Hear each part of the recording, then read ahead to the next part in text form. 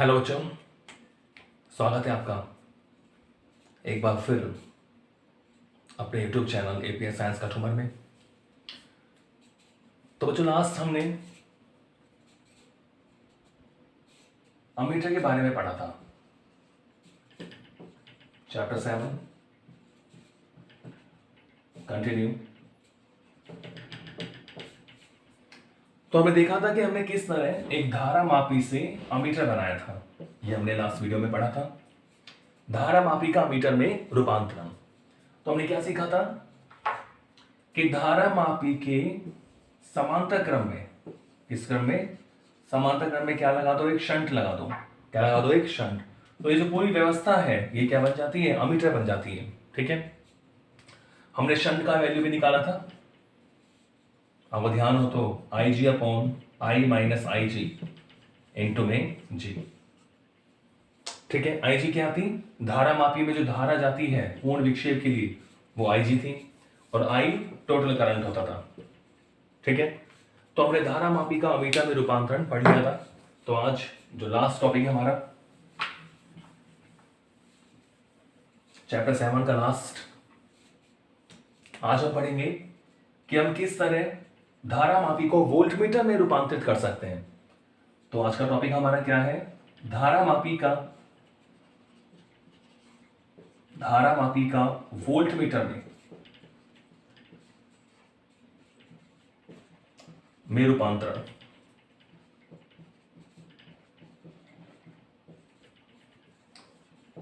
धारा मापी का वोल्टमीटर में रूपांतरण, कन्वर्जन करना, conversion of galvanometer into voltmeter.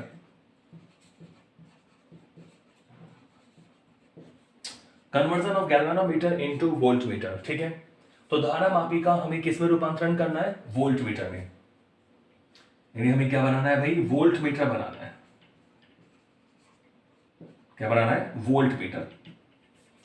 और देखो, वोल्टमीटर हम जानते हैं, वोल्टमीटर क्या करता है? वोल्टमीटर एक ऐसा उपकरण है जो दो बिंदुओं के मध्य क्या मापता है भाई? विभवांतर का मापन करता है। दो बिंदुओं के मध्य विभवांतर का मापन करता है। कौन? वोल्टमीटर। विभवांतर नापने के लिए हम क्या लगाते हैं? वोल्टमीटर लगाते हैं दो बिंदुओं के मध्य। ठीक है, वोल्टमीटर को हमेशा परिपथ में कैसे क्रम में लगाते हैं? समांतर क्रम में लगाते हैं। वोल्टमीटर को हमेशा परिपथ में कैसे लगाते हैं? समांतर क्रम में लगाते हैं। ठीक है, इसका प्रतिरोध क्या होता है? उच्च होना चाहिए, ताकि एक परिपथ से धारा कम से कम ले। सीखा था हमने विभव मापी वाले टॉपिक में, इसका प्रतिरोध उच्च होना चाहिए, उच्च होता है। ठीक है, और ये भी ध्यान रखें कि आदर्श वोल्टमीटर जो होता है, आइडियल वोल्टमीटर जो नहीं होता है, केवल थ्योरेटिकल बात करें तो आदर्श वोल्टमीटर का प्रतिरोध क्या होना चाहिए? अनंत होना चाहिए। अनंत होता है, ये इंपॉर्टेंट लाइन है, आया क्वेश्चन है। आदर्श वोल्टमीटर का प्रतिरोध क्या होता है? अनंत। तो कहने का मतलब ये हुआ कि अगर मान लो हमारे पास ये कोई प्रतिरोध है और हमने इसके सिरों पर क्या लगा दिया? एक वोल्टमीटर लगा दिया। तो अब मान लो करंट जा रहा है आई, तो इसका प्रतिरोध तो है, तो करंट लेगा। तो अगर इसका प्रतिरोध अनंत होगा तो बाहरी परिपथ से कोई धारा नहीं लेगा, यानी सारी की सारी धारा इसमें जाएगी और हमें एक शुद्ध मान मिल जाता है। ऐसा नहीं होता है, केवल एक कल्पना है आदर्श वोल्टमीटर। हम विभव मापी को हम आदर्श वोल्टमीटर बोल सकते हैं। तो ऐसा बात है वोल्टमीटर के लिए। तो अब क्वेश्चन ये है कि धारा मापी से हम वोल्टमीटर कैसे बनाएं? धारा मापी से वोल्टमीटर कैसे बनाएं? अब हमने सीखा कि भाई वोल्टमीटर बनाने के लिए उसका प्रतिरोध क्या होना चाहिए? उच्च होना चाहिए। प्रतिरोध क्या होना चाहिए? उच्च होना चाहिए। वोल्टमीटर बनाने के लिए प्रतिरोध क्या होना चाहिए? उसका उच्च होना चाहिए। अब आप मुझे बताओ कि अगर हमें प्रतिरोध को बढ़ाना है तो श्रेणी क्रम में प्रतिरोध उच्च होता है, समांतर क्रम में होता है? किसमें होता है? श्रेणी क्रम में समांतर क्रम। तो आप कहोगे सर श्रेणी क्रम में प्रतिरोध क्या होता है? उच्च होता है। ठीक है, तो यहां धारा मापी से वोल्ट मीटर को बनाने के लिए, जैसे अमीटर में हमने समांतर क्रम में जोड़ा था, यहां किस में जोड़ते हैं, श्रेणी क्रम में जोड़ते हैं। तो हम ऐसे लिख सकते हैं। तो धारामापी कौन सा काम लेते हैं, कीलकित, पाइवोटेड। देखो कीलकित कुंडली धारामापी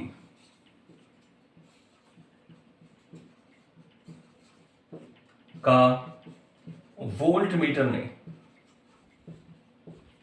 कीलकित कुंडली धारामापी का वोल्ट मीटर में रूपांतरण के लिए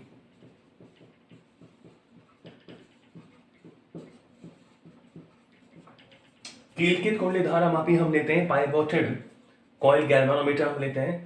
तो उसका वोल्ट मीटर में रूपांतरण के लिए इसके श्रेणी क्रम में जोड़ेंगे, ये आपको ध्यान रखना है। इसके श्रेणी क्रम में उच्च प्रतिरोध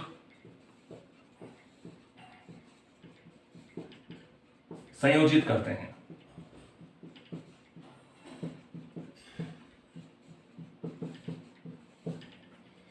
तो धारामापी से वोल्ट मीटर बनाने के लिए हम इसके श्रेणी क्रम में क्या करते हैं, उच्च प्रतिरोध जोड़ते हैं। ठीक है, क्योंकि वोल्ट मीटर का प्रतिरोध ज्यादा होना चाहिए तो हम इसे श्रेणी क्रम में जोड़ते हैं।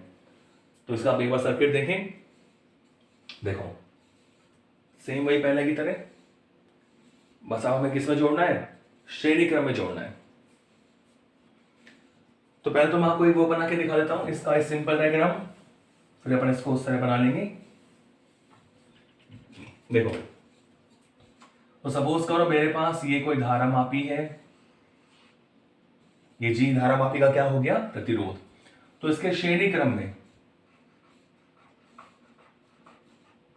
हमने क्या जोड़ दिया, एक उच्च प्रतिरोध जोड़ दिया। इसका प्रतिरोध कितना मान लो R। तो अब ये जो व्यवस्था बनेगी, ये जो बनेगा यानी धारामापी के साथ श्रेणी क्रम में, तो अब ये हो गया हमारा वोल्ट मीटर। इसे मैं बोलूंगा रूपांतरित वोल्ट मीटर, क्योंकि हमने किससे रूपांतरण करा है, धारामापी से। तो धारामापी के साथ श्रेणी क्रम में हम हाई रेसिस्टेंस, उच्च प्रतिरोध जोड़ते हो, हाई रेसिस्टेंस। ठीक है, तो ये किसकी तरह बिहेव करेगा, वोल्ट मीटर की तरह, रूपांतरित वोल्ट मीटर। ठीक है, तो सपोज करो इसमें धारामापी में जो करंट है IG, तो वही IG इसमें जाएगा, वही IG इसमें जाएगा। ठीक है, तो ये हमारा बन गया वोल्ट मीटर। तो अभी आप सोच रहे होंगे कि सर धारामापी से वोल्ट मीटर कैसे बन सकता है, क्योंकि जो वोल्ट मीटर है, जो वोल्ट मीटर है वो किसका मेजरमेंट करता है, विभवांतर का। ठीक है, तो अभी धारामापी से हम वोल्ट मीटर कैसे बना सकते हैं। देखो आपको पता है धारामापी के लिए हमने पढ़ा है संबंध, धारामापी के लिए I इज इक्वल टू क्या होता है भाई, K∅। ये हमने संबंध पढ़ा है, यानी जो I होता है वो उसके विक्षेप के क्या होता है, समानुपाती।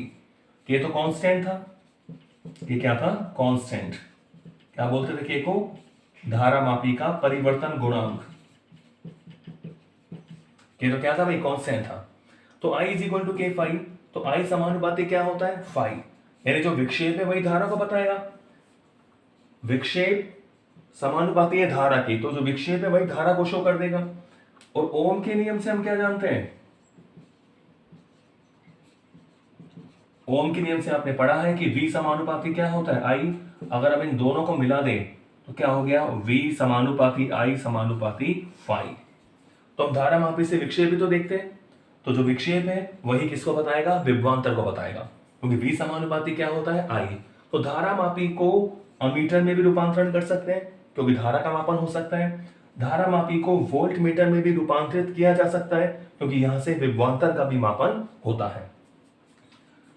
ठीक है, तो ये हमारा बन गया वोल्ट मीटर। तो ये सिंपल डायग्राम है इसका। अभी हम पूरा बनाएंगे डिजाइन, तो आप देख सकते हैं कि किस तरह हम यहां करंट दे रहे हैं IG, तो ये दोनों श्रेणी क्रम में है। ठीक है बच्चों, देखो चूंकि धारामापी का जो प्रतिरोध है कैपिटल G एवं जो उच्च प्रतिरोध है जो हमने जोड़ा है कैपिटल आर, वो कैसे क्रम में है? श्रेणी क्रम में। कैसे क्रम में भाई? श्रेणी क्रम में। ठीक है, तो जो कुल विभवांतर होगा, अतः कुल विभवांतर क्या होगा? कुल विभवांतर क्या होगा भाई? V इज इक्वल टू भाई G के सिरों पर विभवांतर और R के सिरों पर विभवांतर, ये तो होगा। कुल विभवांतर हो गया V is equal to VG plus VR। Total voltage होगा इसके सिरों पर विभवांतर प्लस R के सिरों पर विभवांतर। तो हम जो वोल्टमीटर बना रहे हैं वो V रेंज का बन रहा है, यानी उस वोल्टमीटर से हम V विभवांतर का मापन कर सकते हैं। ओम के नियम से बताओ VG क्या होगा? धारा मापी के सिरों पर विभवांतर IG इंटू जी, क्योंकि IG तो उसमें प्रवाहित धारा हो गई और G उसका क्या हो गया? प्रतिरोध। ऐसे ही R के सिरों पर विभवांतर कितना होगा? R में भी धारा कितनी है? IG, ये हो गया IG इंटू कैपिटल R। तो आप देख रहे हैं यहां से कि V is equal to IG common आ गया, क्या बचा? G plus R। तो यहां से हम R की वैल्यू निकाल सकते हैं कि हमें V वोल्ट का विभवांतर बना रहा है। ठीक है, ये धारा मापी में पूर्ण विक्षेप के लिए धारा है IG, G धारा मापी का प्रतिरोध है, तो हम कितना R लगाना चाहिए? ठीक है, तो उसको आप देख सकते हैं। देखो, इस वाली इक्वेशन से मैं ऐसे लिख सकता हूं, IG को नीचे ले आओ, यानी V upon IG is equal to क्या होगा? G plus R। तो बच्चों आप देख रहे हैं कि R इज इक्वल टू क्या फॉर्मूला आ गया? V upon IG minus G। ठीक है, तो हम इतना हाई रेसिस्टेंस काम लेंगे, हमें इतना प्रतिरोध चाहिए V वोल्ट का विभवांतर बनाने के लिए, V वोल्ट का वोल्टमीटर बनाने के लिए, V विभवांतर का मापन करने के लिए हमें इतना प्रतिरोध चाहिए R। तो यहां से हम निकाल सकते हैं। आप देखते हैं कि यहां V क्या है? वोल्टमीटर द्वारा मापित विभवांतर,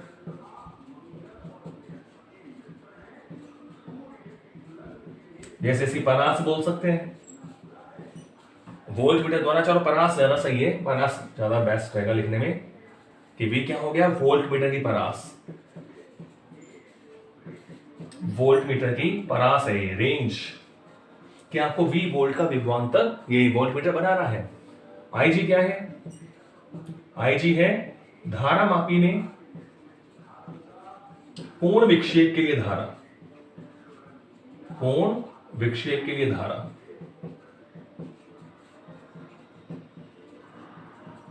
IG क्या है? धारा मापी में पूर्ण विक्षेप के लिए धारा। ठीक है, कैपिटल Z क्या है? धारा मापी का प्रतिरोध।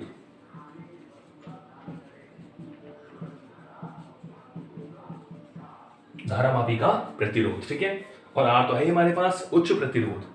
तो यहां से आप देख सकते हैं, इस फॉर्मूले को ध्यान रखें कि R is equal to V upon IG minus G। Clear है? ओके, चलो, जो वोल्टमीटर बना रहे हो उसकी अगर बात हम करें, कुल प्रतिरोध बात करें, उस वोल्टमीटर का प्रतिरोध कितना होगा वो देखिए आप। देखो, तो आप देख रहे हैं यहां पर G और R दोनों कैसे श्रेणी क्रम में है। तो मैं ऐसे लिखूं कि यदि वोल्टमीटर का कुल प्रतिरोध, यदि वोल्टमीटर का कुल प्रतिरोध कितना हो? RV हो।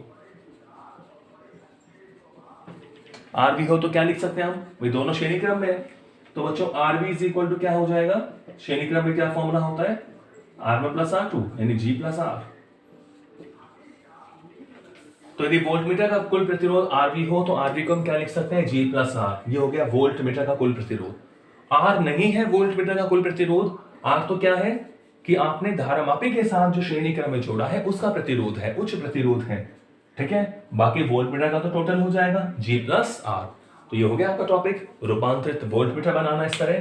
तो चलो अब इसका हम एक डायग्राम बना लेते हैं पहले वाले की तरह। जो ये तो एक इसका सरल परिपथ बनाया मैंने,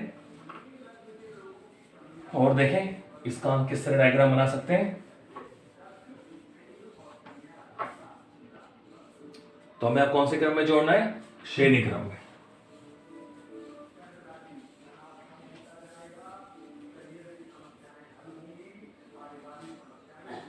ठीक है, तो चलो इसका हम डायग्राम देखते हैं।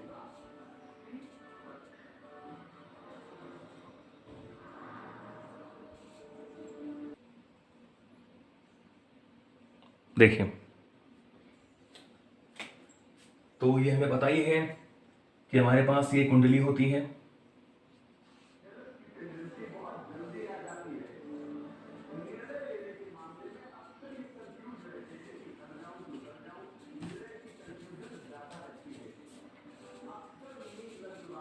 ये तो सेम ही है, ठीक है, आयताकार कुंडली। और यहां हम क्या लगा देते हैं? 1 करोड़ लगा देते हैं।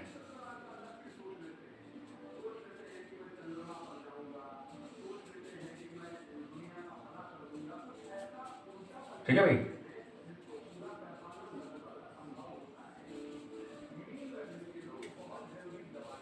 तो ये हमारी कुंडली है और ये आपको पता ही है कि हम यहां पर मैग्नेटिक फील्ड लगा देते हैं।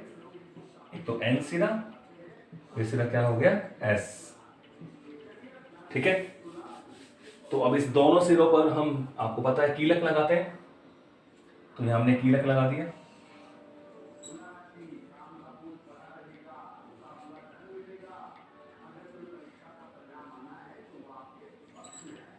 ये हमारा क्या होता है? कीलक। ऐसे नीचे भी हमने एक कीलक लगा दिया।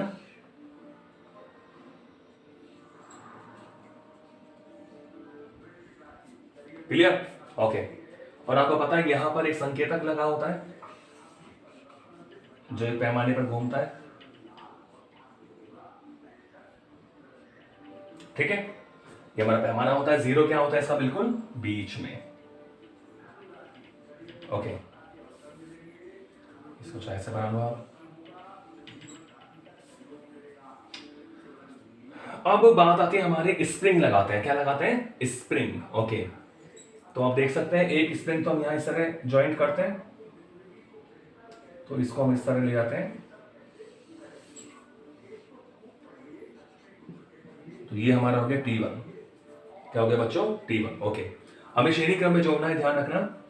तो अब ये हमारा जो दूसरी वाली जो स्प्रिंग हम लगाएंगे इसमें, ये मैंने एंटी क्लॉकवाइज रोटेट करा है, इसमें लपेटा है, तो इसे मैं क्लॉकवाइज घुमाऊंगा। और बच्चों यहीं पर हम एक उच्च प्रतिरोध लगा देते हैं।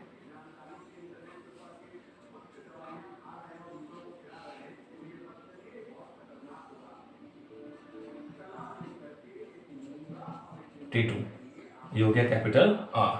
ठीक है, तो T1 और ये कौन सा बेस हो गया? T2। तो यहां मैंने वो श्रेणी क्रम में जोड़ दिया। अब ये श्रेणी क्रम में है, इस तरह ये कनेक्ट हो रहा है श्रेणी क्रम में। ठीक है, तो हमने धारामापी के साथ एक श्रेणी क्रम में हमने प्रतिरोध जोड़ दिया है। तो ये जो पूरी व्यवस्था है, ठीक है, ये क्या हो गया हमारी? ये बन गया हमारा वोल्ट मीटर का डायग्राम। किसका बन गया बच्चों? वोल्ट मीटर का डायग्राम। तो ये आपको पता है ये हमारा वृत्ताकार पैमाना होता है, वृत्ताकार पैमाना। ये कीलक होता है, ये स्प्रिंग होती है। ठीक है, ये कुंडली है हमारे पास, ये क्रोड़ है,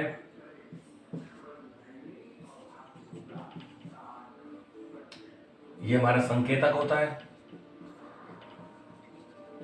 ठीक है, और ये सब सेम है ही।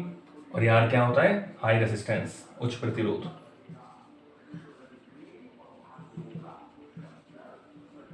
High resistance. क्लियर? तो इस तरह हम वोल्ट मीटर को डिजाइन कर सकते हैं। ठीक है, तो आप सीख चुके हैं कि हम किस तरह धारामापी से वोल्ट मीटर बना सकते हैं कि उसके हम श्रेणी क्रम में उच्च प्रतिरोध लगाते हैं। क्लियर? तो चलो इसमें थोड़ा हम और देखें आगे।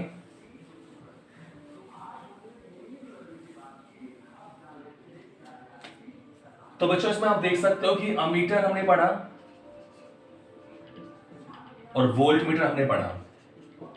इन दोनों में थोड़ा अंतर आप देख लें, पूछ लेते हैं अमीटर वोल्ट मीटर में अंतर। ठीक है, सबसे पहली बात कि अमीटर क्या करता है भाई?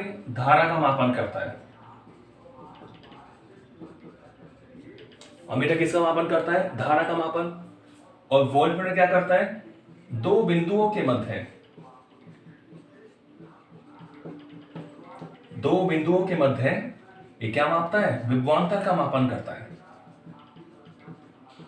दो बिंदुओं के मध्य विभवांतर का मापन। ठीक है, पहला अंतर हो गया कि अमीटर तो हम परिपथ में धारा के मापन के लिए लगाते हैं और वोल्टमीटर को विभवांतर के मापन के लिए हम लगाते हैं। सेकंड अंतर क्या लिख सकते हैं? अमीटर को परिपथ में हमेशा कैसे लगाते हैं? श्रेणी क्रम में लगाते हैं। कैसे लगाते हैं भाई? श्रेणी क्रम में। ठीक है, श्रेणी क्रम में संयोजित करते हैं।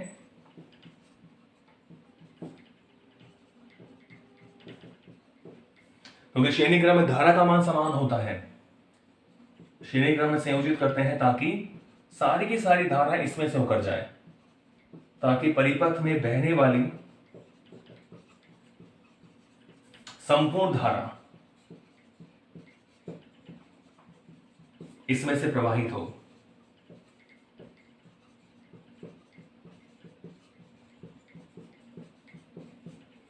श्रेणी क्रम में संयोजित करते हैं ताकि परिपथ में बहने वाली संपूर्ण धारा इसमें से क्या हो? प्रवाहित हो। और वोल्टमीटर को हमेशा हम कैसे लगाते हैं भाई? समांतर क्रम में लगाते हैं। ठीक है, क्यों?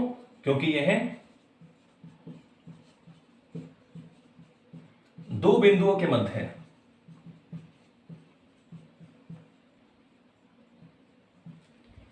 क्योंकि यह दो बिंदुओं के मध्य विभवांतर मापता है। दो बिंदुओं के मध्य क्या मापता है भाई? विभवांतर मापता है।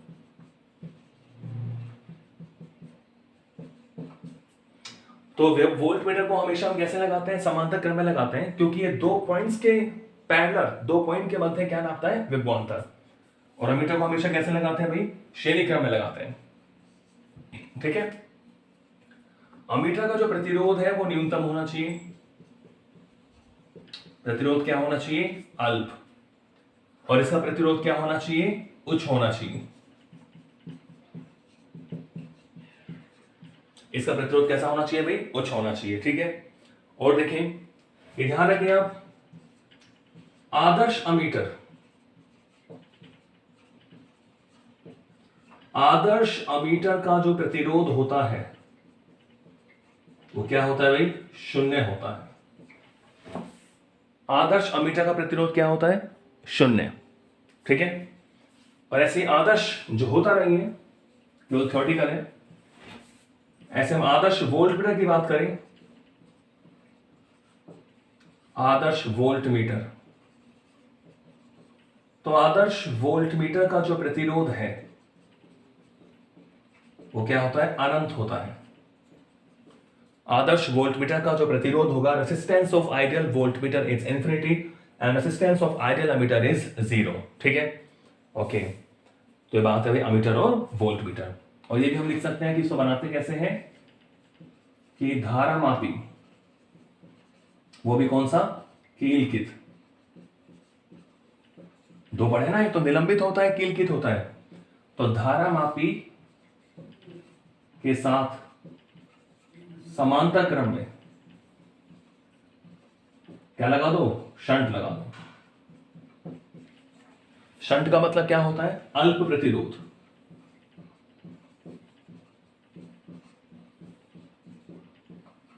ठीक है, और यहां धारा मापी के साथ श्रेणी क्रम में क्या लगाते हैं? उच्च प्रतिरोध।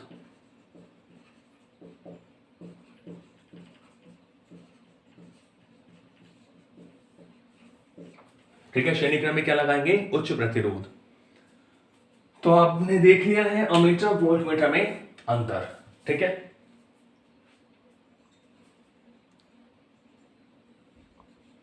क्लियर है?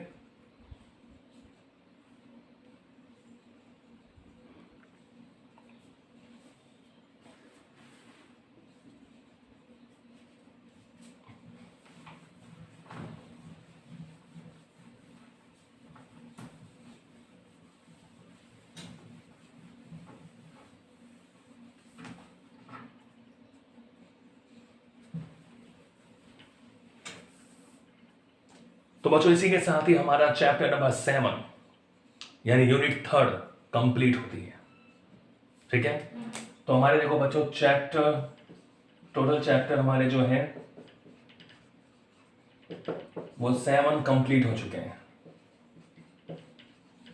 ठीक है, इसका मतलब क्या हुआ कि हमारे टोटल जो यूनिट्स हैं कितनी कवर हो चुकी है? 3 यूनिट्स हमारी कवर हो चुकी हैं। क्लियर बच्चों? जैसा कि आपको पता है कि यूनिट फर्स्ट में हमारे चैप्टर फर्स्ट से 4 थे, यूनिट सेकंड में चैप्टर 5 और 6 और यूनिट थर्ड में चैप्टर नंबर 7 था। तो ये हमने कंप्लीट कर लिया। तो काफी इंपॉर्टेंट है, आपके 7 चैप्टर कंप्लीट हो चुके हैं। अब कंप्लीट होने से मतलब नहीं है आप खुद कितना कंप्लीट करते हो, कितना इसको रिवाइज करते हो। ठीक है, वो बात है। तो आपके पास पीडीएफ पूरी है, क्वेश्चन आप करिए, सारे क्वेश्चन मैं कराई देता हूं आपको। फिर भी कुछ नहीं होता है आपसे तो आप कमेंट करके भी उसमें पूछिए। ठीक है, पढ़ना जरूरी है, रिवीजन बहुत जरूरी है। मल्टीपल टाइम आपको रिवीजन करना पड़ेगा, तब जाके कुछ याद होंगी चीजें आपको। ठीक है, समझने के साथ साथ आपको याद भी करना पड़ेगा। ये एग्जाम में तो याद करके ही तो लिखोगे। तो कहने का मतलब ये हुआ कि आपको सभी टॉपिक्स बहुत अच्छे से पढ़ना है। और अभी आप इसे चिंता मत करो कि हमारा कोर्स कितना कम होगा, कौन से टॉपिक हमारे पढ़ेंगे, वो आगे की बात है। नहीं, जो हमारे पास है उसको तो हम पढ़ेंगे। वो तो आगे जब भी कोई गाइडलाइन आएगी उसके हिसाब से आपका सिलेबस, हाँ ये तो है, कम तो होगा। जैसे आपने पढ़ा है कि सीबीएसई में तो 30% कम हो चुका है, उनका सिलेबस भी आ चुका है। तो आरबीएसई में भी अभी थोड़ा आएगा जल्दी, तो उसमें आप फोकस नहीं करेंगे कि हमारा सिलेबस, अब कुछ बच्चे इसलिए नहीं पढ़ रहे कि भाई हो सकता है ये चैप्टर हमारे कोर्स में नहीं रहे। ठीक है, कोर्स में रहे चाहे नहीं रहे, लेकिन आगे देखो अपना जो टारगेट है कोर्स पूरा करना नहीं है, कंसेप्ट क्लियर करना है। कोर्स तो पूरे सबके हो जाएंगे। आगे 12 के बाद आप जो कॉम्पिटिटिव एग्जाम दोगे वहां आप कितना अचीव कर पाते हैं, तो टारगेट वो रखो। तो वहां कोई सिलेबस में चेंज नहीं होगा, वहां तो वही टॉपिक्स रहेंगे सारे। ठीक है ना? और ये जो भी चल रहा है सब एक टेम्परेरी है, कॉमन डेज भी दोबारा आएंगे। तो आप ध्यान रखें कि आप जो पढ़ाया जा रहा है उसको ढंग से पढ़ें और वेस्ट नहीं करें टाइम को फालतू बातें सोचने में, इसलिए बस होगा कि नहीं होगा, कितना कम होगा, कब से स्कूल खुलेंगे, वो तो किसी फ्यूचर की बात है। वो जब होगा वो तो सबके साथ होगा। नहीं, अभी तो आपकी तो पढ़ाई चल रही है भाई, आप तो पढ़ ही रहे हो, टीचर सब आपको पढ़ा रहे हैं, बाकायदा क्वेश्चन हो रहे हैं और ज़्यादा कवर हो रहा है। ऑनलाइन में ज़्यादा कवर होता है, कम टाइम में ज़्यादा कवर हो रहा है। ठीक है, तो उसमें आप क्वेश्चन भी पूछिए और समझिए। तो 7 चैप्टर आपके कंप्लीट हो चुके हैं। तो आज की वीडियो में इतना ही, कल हम इसके न्यूमेरिकल्स करेंगे। ठीक है, ऑब्जेक्टिव क्वेश्चन नंबर कर चुके हैं।